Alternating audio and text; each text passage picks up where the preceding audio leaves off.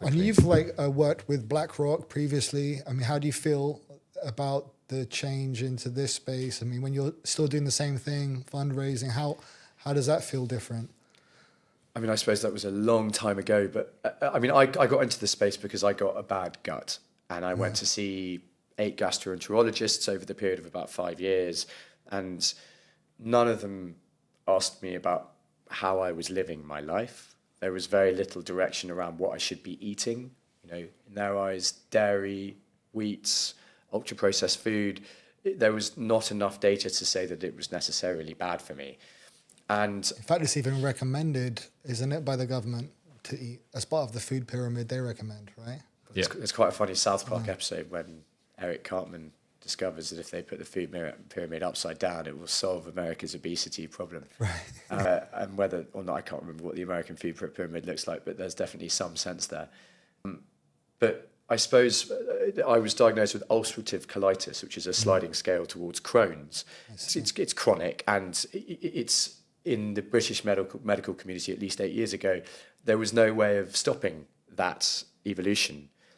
And I went down the rabbit hole of trying to work out how to solve and cure this. It became very clear that a lot of Eastern medicine has been curing essentially polyps in your ileum, which is the final chamber of your large intestine before it goes into your small intestine, for centuries, via what you eat, by the provenance of the food you eat. Essentially, how healthy is the food that you're eating? What was the health of the soil that food came from? And trying to obviously cut out as much sugar as possible, and trying to, around all of that, holistically make sure that you were satiating yourself with healthy relationships, exercising. You know, I'm sort of fairly fanatic. I need to do a lot of exercise, and you know, fulfilling your life in terms of other joys. And it became very clear that this was where I wanted to dedicate my time. I'd been in an Asian and Japanese hedge fund for 9 years. I'd invested in a few early stage companies, PA, and so I decided to set up an advisory firm that would look at sustainable food and farming, early stage, and try and work out whether we could, set up a team that could look at investing proprietarily into the space, whether the market was big enough, whether we could get access to the leading companies, whether we could add value significantly to those, and whether we could get to know the leading investors in the space globally. And that became very, very positive very, very quickly. Timing was fortuitous. And so Simon and I were introduced by about 8 different people within about 6 months of starting that. And you know, my wife thought I was having an affair because I come home late, having spent an hour and a half on the phone to this one.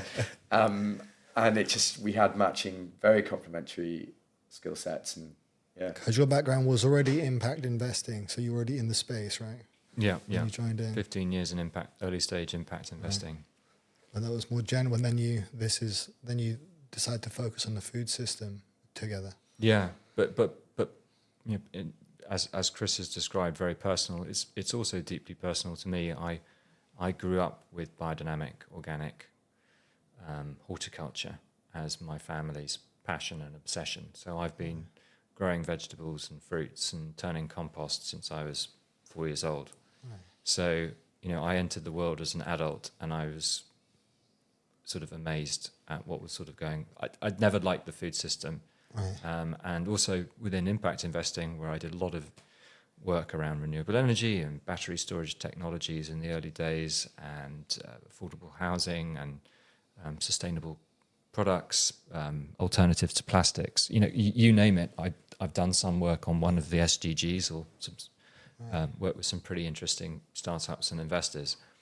But generally speaking, investors have been sort of illiterate or tone deaf when it comes to ecology and nature. And when I got out of that world, you know, I was looking for a soul that was traveling in a similar direction. And you know, Chris and I share that passion of, you know, putting a positive vision of the future state of our natural world and humanity within it as the North Star. Perfect. I think that's a good note to end on. I think I commend you too for your mission, and I support you fully.